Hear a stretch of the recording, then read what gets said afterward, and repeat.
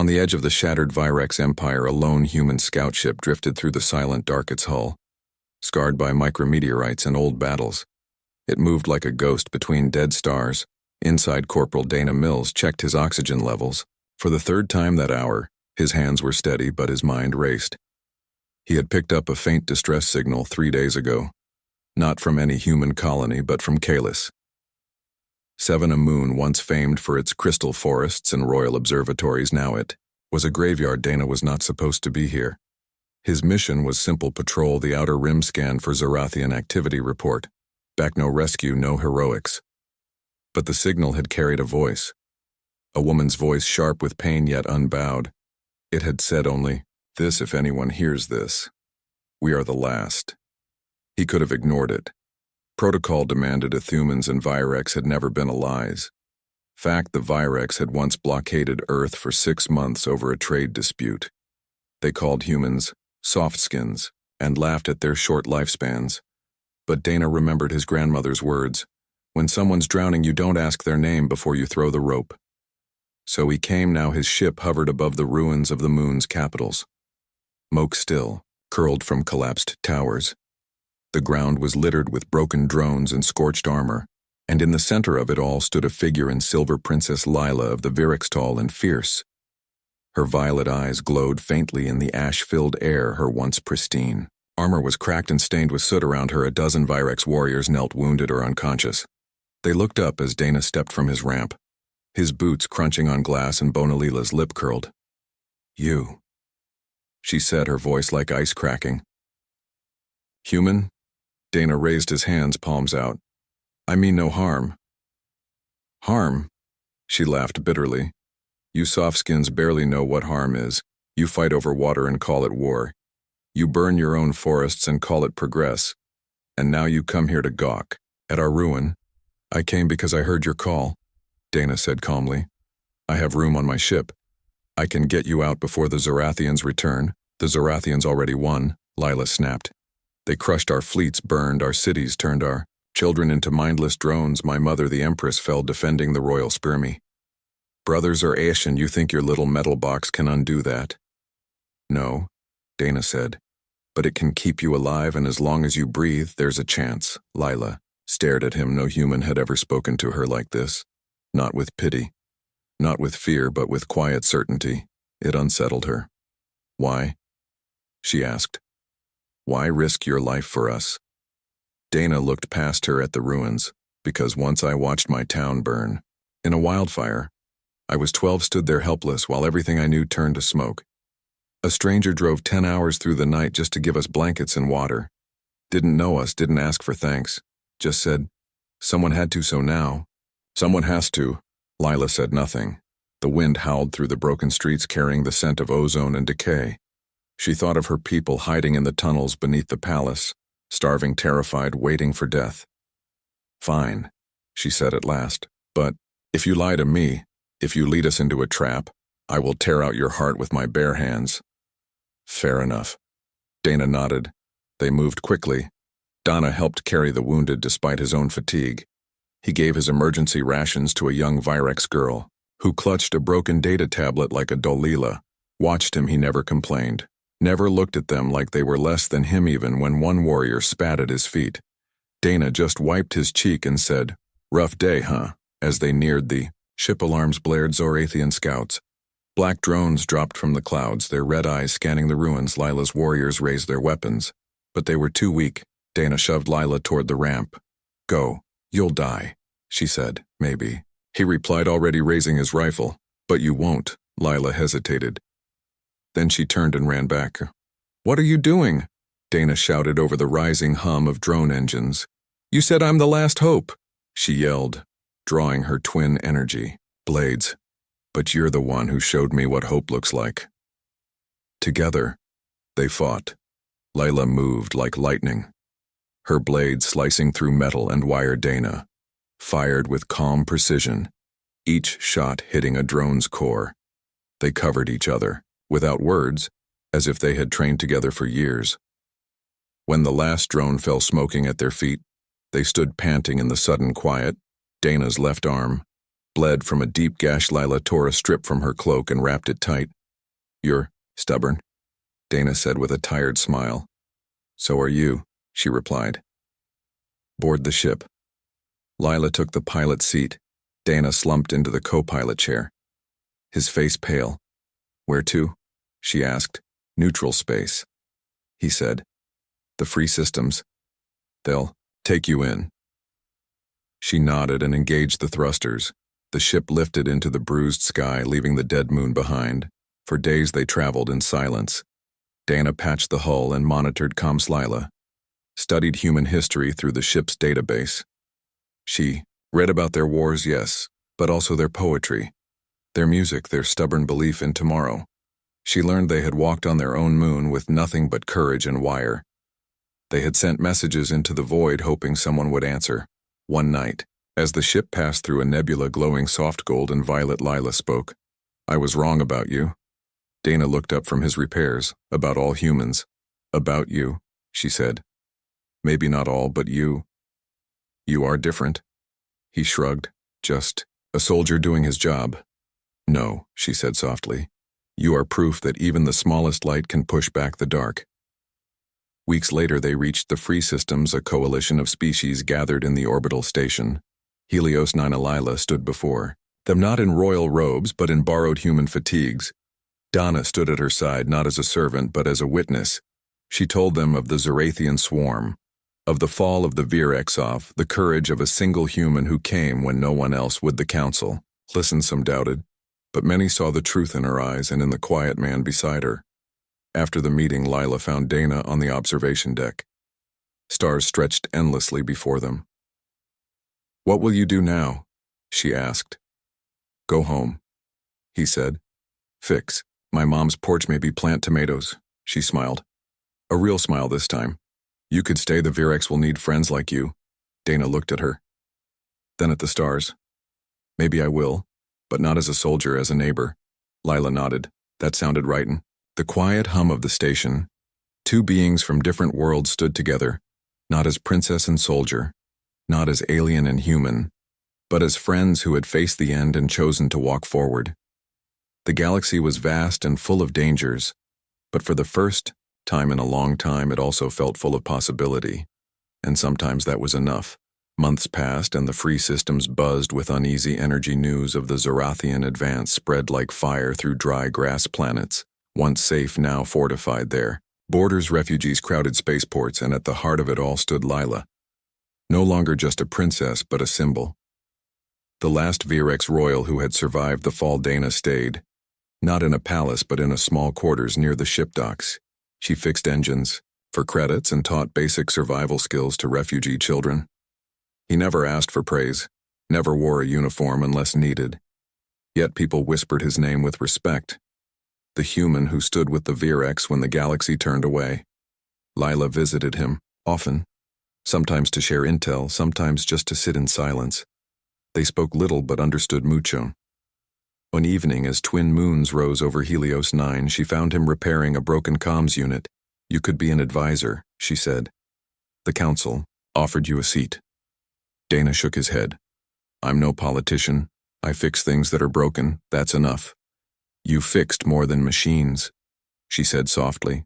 He looked up. "You did the hard party. You made them listen." She sat beside him. "I couldn't have done it without you. They saw a Virex and thought pride and war. But when they saw you standing with me, they saw something else. They saw trust." Dana smiled faintly. "Maybe we both needed someone to believe in." Then the alert came, a distress call from the outer rim, not a whisper this time, but a scream. The colony of Alaris had been hit. Zorathian harvesters tore through its defenses like paper. Thousands trapped. The council debated for hours. Too risky, they said. Alaris was not part of the alliance. Sending ships could provoke full war. Lila stood. "We cannot wait for the fire to reach our door. If we abandon them today, tomorrow no one will answer our call." Dana said nothing, but his hands clenched. That night he found Lila in the hangars. He was checking. "Weapons, you're going," he said. "I have to. I'm coming with you." She turned. "You don't have to. This isn't your fight." "It is now," he said. Because if we let fear decide who lives and who dies, we've already lost. They took a small freighter retrofitted for speed, not only 6 crew, 3 Virex, 2 humans, and Danano Grand Fleet. No fanfare, just a ship slipping through the dark like a shadow. The journey took 4 days, each hour heavier than the last. Dana trained. The crew in emergency drills. Leela studied Zorathian patrol patterns. They spoke little, but their silence was full of purpose.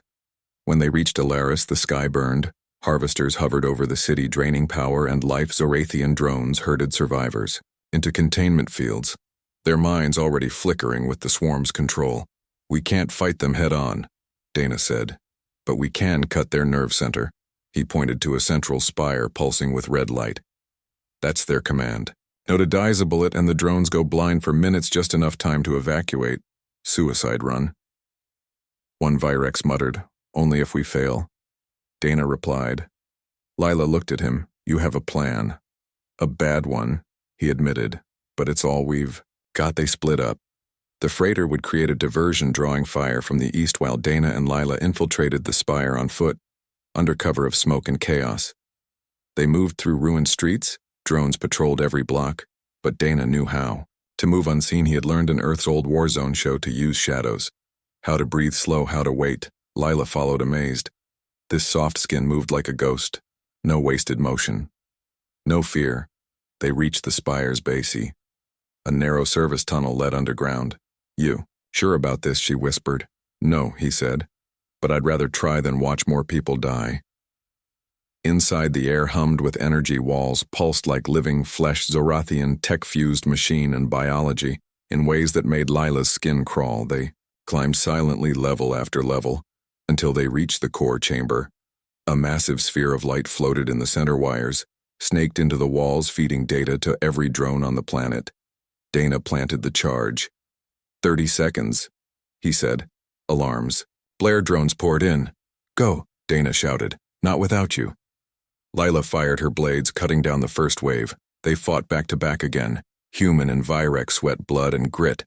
The charge ticked down. At 10 seconds, Dana grabbed Lila's arm. Jump. They leaped through a broken window just as the core exploded. Light swallowed the spire. The sky went dark. Drones froze mid-step on the ground. The freighter swooped low. Ramps opened. Survivors ran screaming toward it. Dana and Lila helped the last group aboard. Children. Elders wounded, all covered in ash but alive as the ship climbed into orbit. Ilaris shrank below a wounded but breathing world. In the cargo hold, a little girl clung to Dana's sleeve. Are you a hero? She asked. He shook his head.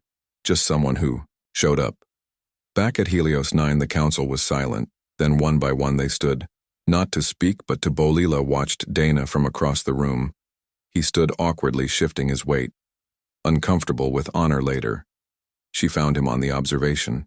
Deck against ours stretched endlessly. They're calling it the Alaris Rescue, she said. Songs are already being written. Let them sing about the survivors. He said, not us. She stepped closer. You keep saying that, but you keep showing up because someone has to. She looked at him, really looked, his face lined with exhaustion, his hands scarred yet. His eyes still held that quiet light. What if one day no one shows up for you? She asked. He met her gaze. Then I hope they've learned from us that even the smallest act matters. Lila reached out and took his hand, not as a princess, not as a soldier, but as someone who finally understood. The galaxy was still dangerous. The Zorathians still marched. But now there was a spark, a human, and an alien who proved that courage was not about strength but choice. And in that moment, standing together under endless stars, they knew they would keep choosing each other, again and again, until the dark had no place left to hide. The Zorathian swarm did not pause. They regrouped faster than anyone expected.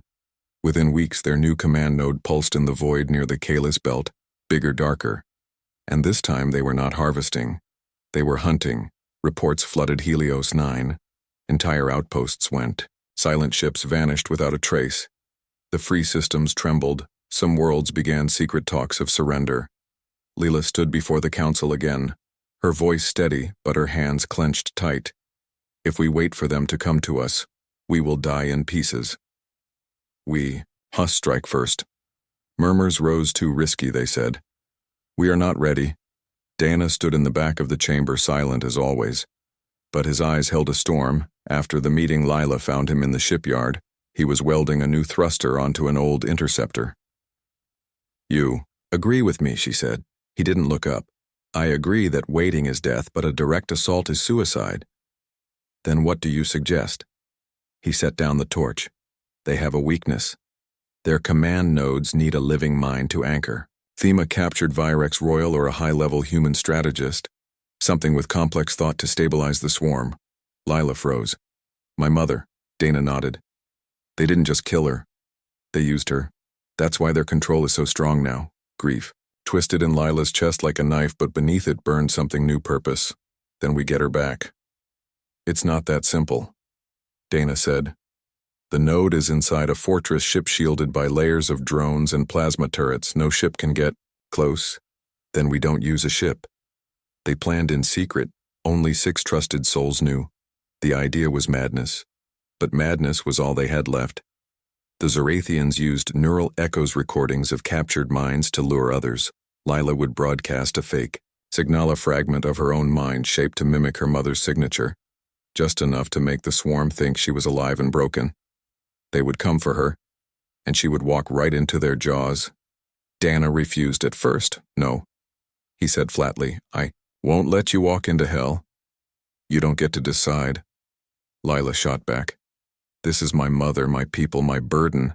Then I carry it with you." She looked at him. "Why?" "Because you showed me that hope isn't just a word," he said. "It's something you build with your hands, and I'm not letting you build it alone." They prepared for days. Dana modified a stealth pod barely big enough for 2, lined it with dampeners to hide their biosigns.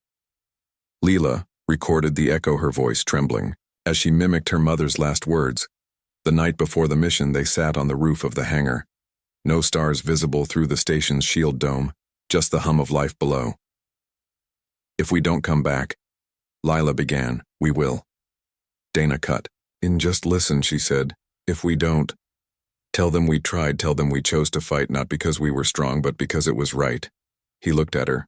"I won't have to tell them, they'll see it in what we leave behind." At dawn, they launched.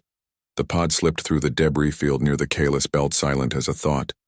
The Zorathian fortress loomed ahead, a black spire of metal and bone pulsing with stolen life. Lila sent the echo. Within minutes, drones swarmed toward them.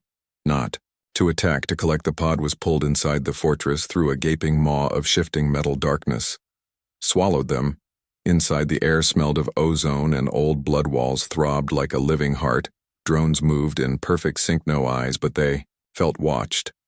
They moved slowly, following the pull of the central node deep in the ship's core. Every step risked detection, but the echo held. Finally, they reached the chamber. There in the center floated a sphere of light, and inside it, suspended in amber fluid, was the impressive but barely her mind woven into the swarm's network. Her eyes open but empty. Lila's breath caught. "Mother." The Empress turned her head slightly, a flicker of recognition. Then alarms blared. The swarm new drones flooded the chamber. Dana shoved Lila toward the node. "Free her." "What about you?" "I've got a few tricks left." He pulled a device from his belt, a pulse bomb made from scavenged parts. "This will fry their network for 60 seconds. Use it." Lila didn't argue. She leaped onto the node platform. Her fingers flew over the controls, bypassing locks, rewriting code with skills taught by her mother long ago. Behind her, Dana fought, not with rage but with precision. 8 shot placed to delay, not destroy. Buying seconds. The bomb ticked at 10 seconds. Lila found the release sequence. The fluid drained. The Empress fell. Dana caught her before she hit the floor. "Go," he yelled. They ran. The fortress shook as the pulse bomb detonated. Lights die. Drones collapsed. They reached the pod just as systems rebooted. Lena piloted them out as turrets came alive, dodging fire through twisting corridors. When they cleared the ship and jumped to warp, no one spoke in the back. The Empress stirred, her eyes focused on Lila. "You came," she whispered. "Always," Lila said, tears finally falling. Days later, on Helios 9, the Empress stood before the council, weak but unbowed. She spoke of the swarm's design, its hunger, its fear of true unity. And she named Dana Mills not as a guest, but as blood-sworn protector of the Virex crown. Dana stood awkwardly in new robes. "I'm just a mechanic," he muttered. "You are the hand that pulled us from the dark." The Empress said, "Never forget that." That night Lila found him on the observation deck again. "They want to make you a general," she said. "Do you think we did enough?" she asked. He looked at the children playing Beloverex and Human and Krell and more, laughing in a language of their own making. "Enough isn't the point," he said. "It's about never stopping. As long as there's breath, there's hope." She smiled. "You always did have the right words, only because you taught me to listen." Above them the stars blinked awake, not as distant lights but as witnesses to a human who showed up, to an alien who learned to trust, to a friendship that changed the galaxy not with fire but with kindness and in the quiet hum of a world. Healed, their story lived on, not in songs or statues but in every hand that reached out, in every choice to care, because sometimes the smallest act is the one that echoes forever. "I'd rather fix engines," she smiled. "I know." They stood in silence, the stars clearer now. "Do you think it's over?" she asked. "No," he said, "but we gave them a chance. That's all anyone can do." Lila looked at him, this human who gave everything without asking for anything, who saw her not as a princess but as a person. "Stay with us," she said. "Not as a soldier, not as a protector, but as family." Dana was quiet for a long time. Then he nodded. "Okay." And in that word was a promise. The galaxy still held shadows, but now it also held light, built by a soft skin and a starborn, who chose each other again and again, until hope was no longer a whisper, but a roar. Peace did not come easy. Even with the Empress returned and the Zarathian command node broken, the swarm still moved. Like a wounded beast, it lashed out blindly, attacking supply lines, poisoning water worlds, vanishing whole colonies into silence. The free systems formed a new alliance: Virex, humans, Krell, and others who once distrusted each other now shared maps and rations and watch shifts. At its heart stood Lila and Dana, not as leaders by title, but by example. Donna still wore his old fatigues, still fixed engines in the shipyard, but now young recruits followed him not for orders, but for lessons. "How do you stay calm when everything's falling apart?" one asked. "You don't," Dana replied, wiping grease from his hands. "You just keep moving, one step then another. That's how you win." Lila walked the halls of Helios 9, not with royal guards but with refugee children. She taught them Virex songs and human lullabies. She listened to their nightmares and held their hands during drills. "Why do you do this?" a counselor once asked. "Because if we only save bodies and forget hearts," she said, "we've already lost." Then came the signal no one expected. A Zarathian ship, not attacking but broadcasting a single repeating phrase in broken Virex. "We remember," the council panicked. "A trick," they said. "A trap." But Lila listened again and again, and beneath the static she heard something else. A tremor, a question. She went to Dana. "They're scared," she said. "The swarm doesn't feel fear." "Maybe not," she said, "but the minds inside it." Domi, mother said. "The swarm isn't just machines, it's stolen people, trapped in the network.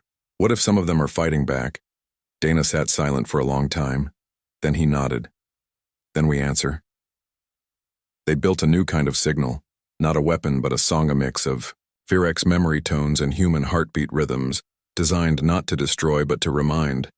They called it the echo of self-launching. It meant flying deep into swarm territory, closer than anyone had dared since Ilaris. Dana prepped the same old interceptor. Lila checked the broadcast array. "This might not work," he said. "It might get us killed." She agreed. "Worth it.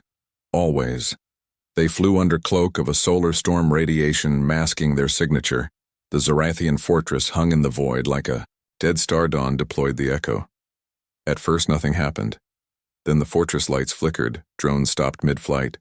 A single ship peeled away from the swarm, its hull scorched, its engines sputtering. It sent a message. "Help us remember." Dawn opened his comms. "Who are you?" "I was Captain Nessa of the Krell fleet," came the reply. "They took my mind but not my name, not yet."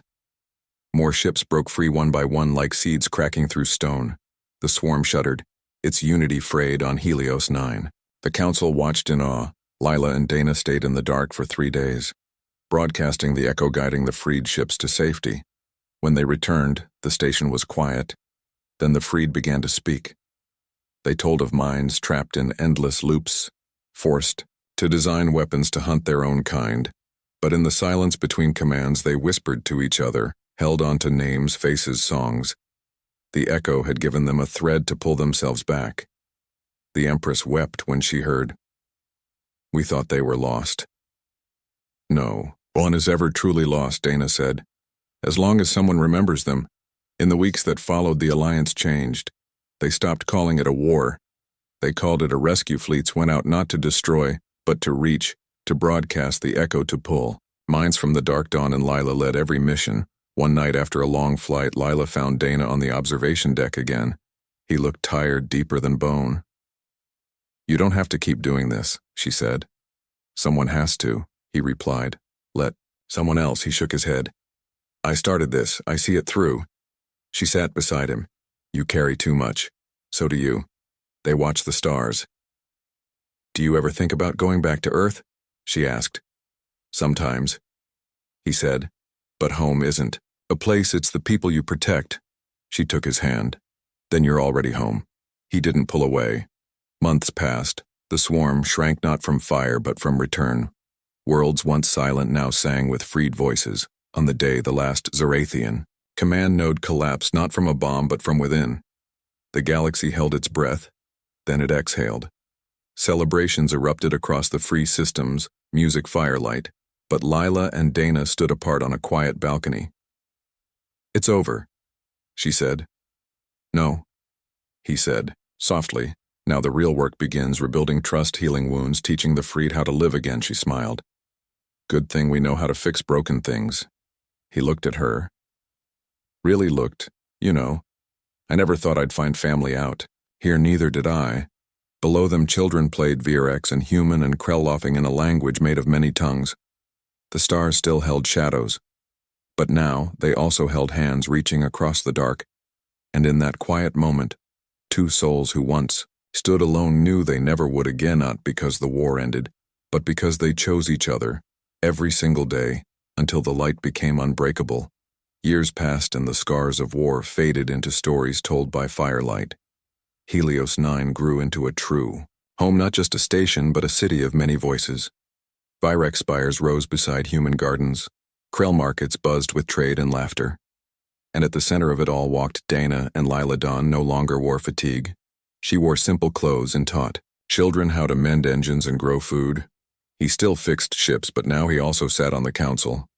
Not as a warrior, but as a voice for the quiet ones, the ones who rebuilt instead of fought. Lila still carried the weight of her name, but she wore it differently. Not as a crown, but as a promise. She opened schools where Virex history and human poetry shared the same shelves. She walked the lower decks every week, listening to dockworkers and cooks and dreamers. They never spoke of love, not in words, but in actions, in the way Dana saved her a seat at the mess hall, in the way Lila left fresh fruit outside his door after long shifts, in the silence that never felt empty. Then the signal came, not from the swarm. The swarm was gone. Scattered minds returned to their people. The last command node, silent for good. This signal was older, deeper, buried in the ruins of a dead system long forgotten. It pulsed in a rhythm no one recognized. Not Virex, not human, not Krell. The Empress called them both to the royal chamber, her hair now streaked with silver but her eyes sharp as ever. This signal predates the Zorathians, she said. It predates us all. Some believe it is a myth. The voice of the first builders, the ones who shaped the stars. Dana frowned. If it's real, why now? Because someone woke it. Lila said softly. Scans showed a planet hidden behind a veil of cosmic dust. No life signs, no cities, just a single tower rising from a frozen sea. The council argued. Too dangerous, they said. A trap or a ghost, but Dana looked at Lila and knew, we have to go. They took a small ship, just the two of them. No weapons, no fleet, only tools and hope. The journey took weeks through nebulae that shimmered like old memories.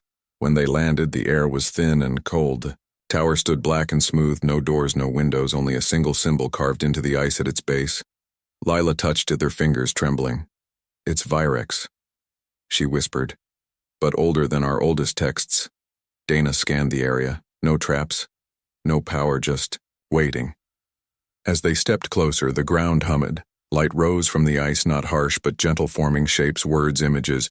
They saw stars being born, worlds forming, beings of light and stone guiding young species. teaching them to speak, to build, to care. Then, they saw the Zorathians not as monsters but as children. A young race twisted by fear. They had reached for the stars too soon and broken themselves. The tower was not a weapon. It was a warning and an offer, a choice.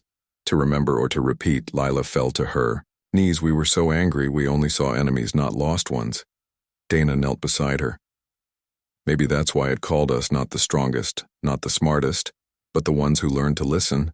The light shifted, showing a new path, not of war, but of healing, a network of towers across the galaxy, waiting for those ready to remember. They stayed for days, learning, absorbing. When they returned to Helios 9, they did not bring weapons or treasure.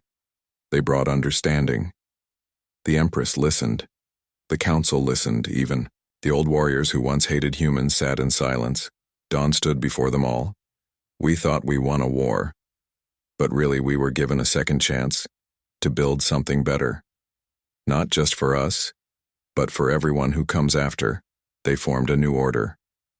Not of soldiers, but of keepers, guardians of memory and mercy. Dawn and Lila let it years turn to decades. Dawn's hair grayed, Lila's steps slowed, but their hands still found each other in crowds. One evening, as twin suns set over the rebuilt gardens of Helios 9, Lila leaned on Dana's shoulder.